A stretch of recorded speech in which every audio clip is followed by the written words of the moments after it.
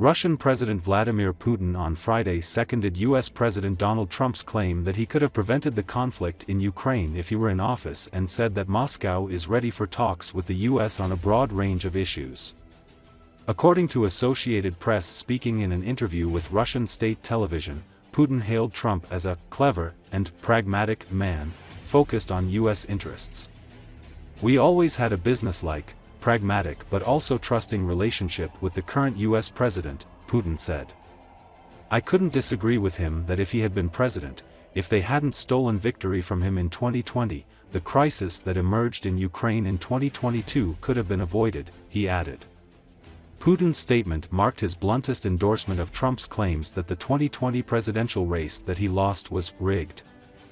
The Russian leader also echoed Trump's statements in which he repeatedly said that he wouldn't have allowed the conflict in Ukraine to start if he were in office. On Thursday, Trump told Fox News that Ukrainian President Volodymyr Zelensky should have made a deal with Putin to avoid the conflict. Putin emphasized on Friday that he's open for talks, but pointed to Zelensky's earlier decision to rule out any talks with Moscow. "It is quite difficult to speak of serious negotiations given the ban on negotiations from the Ukrainian side," he said. Putin charged that sanctions against Russia introduced by Joe Biden's administration hurt U.S. interests, undermining the dollar's role in the global financial system.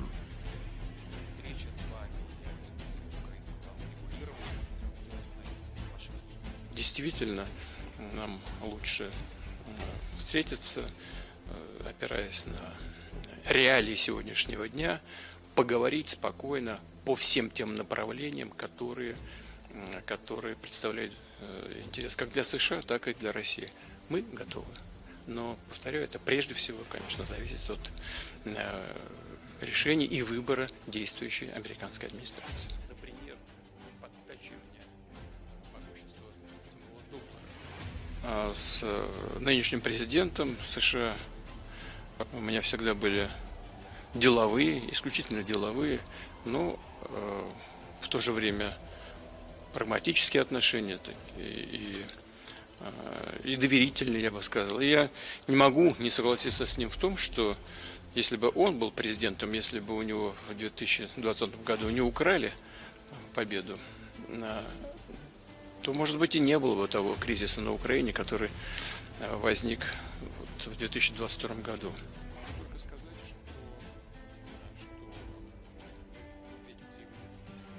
Пока этот декрет не отменен, говорить о том, что могут быть начаты и, самое главное, закончены должным образом эти переговоры, достаточно сложно. Какие-то предварительные наметки, конечно, можно сделать, но о серьезных переговорах, конечно, в условиях запрета с украинской стороны вести эти переговоры, конечно, в условиях этого запрета говорить о чем-то серьезном достаточно сложно.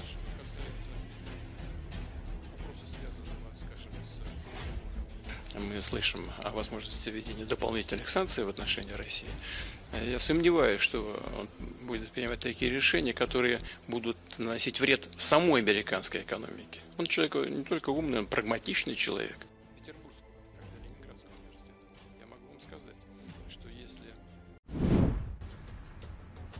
Ukrainian diplomat Volodymyr Oryzko, head of the Center for Russian Studies, says that Russian dictator Putin seems to be driving Russia into decline, almost as if he's on a mission to dismantle his own country. He shared his opinions on Espresso TV.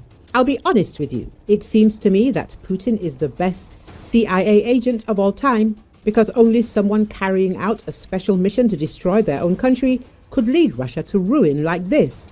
Look at what was happening before the full-scale war and what we have now. Even the laziest people in the West now understand that the Russian economy is on the verge of collapse, that soon it will start to stop, and internal political processes will begin that will raise Russia's enslaved population," the diplomat remarked.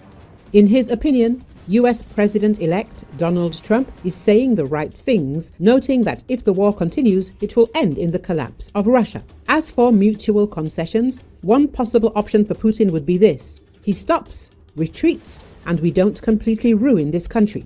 In other words, Putin would preserve what for some time will be called the Russian Federation. It's not certain how long this will last, but for a period of time, what's called a failed Reich would be preserved, and Putin would be the failed Führer of this failed Reich. Isn't that a concession? Summarized Vladimir Oryzko. Russia is in the process of collapsing, and the world needs to prepare for potential nuclear chaos inside the country, a former US senior military commander Ben Hodges has said earlier. In an interview with Ukrainian Review, Hodges suggested that Russia's days as a united republic are numbered, and that the country could break up into several smaller states. That could, in turn, lead to a new wave of refugees and potential nuclear chaos, he warned. I think the Russian Federation is collapsing now. It's not in a straight line, but it is happening, he said. We should be thinking about what will happen. There will be refugees. There will be concern about nuclear weapons. There will be people concerned about control of oil and gas and all other resources. And some parts of the Federation will want to become independent. Others will choose to remain affiliated with Moscow. The retired general argued that helping Ukraine to defeat Russia was strategically important for both European and US security, and that it would deter China from invading Taiwan. The Ukrainian counter-offensive in the Kursk region of Russia does not cease. As Ukrainian military political expert Dmitry Snegirev explained on the air of the Freedom TV channel, the situation for the enemy there is difficult. Its losses are very high. The Russian offensive in the area of Malaika Lochnia has essentially stalled.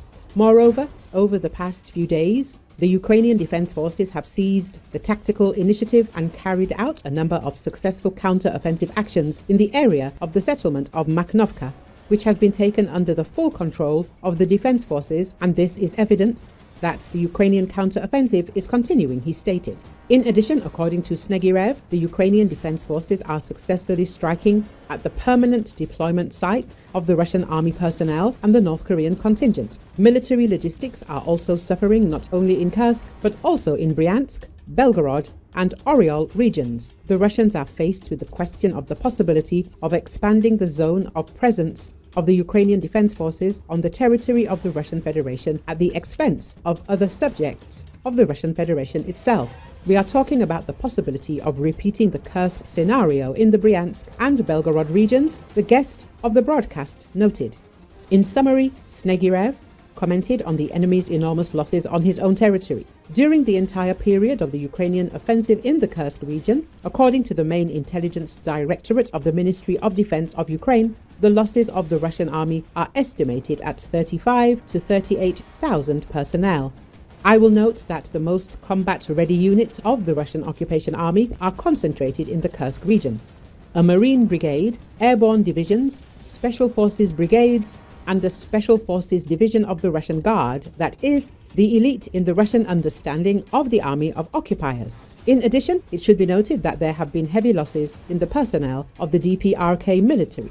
According to the Ukrainian president, this is about 4,000 personnel. Let me remind you that according to the main intelligence directorate of the Ministry of Defense, up to 12,000 personnel of the DPRK military are concentrated on the territory of the Russian Federation, in particular in the Kursk region. We are talking about the selection units of the so-called Assault Corps, commented Dmitry Snegirev.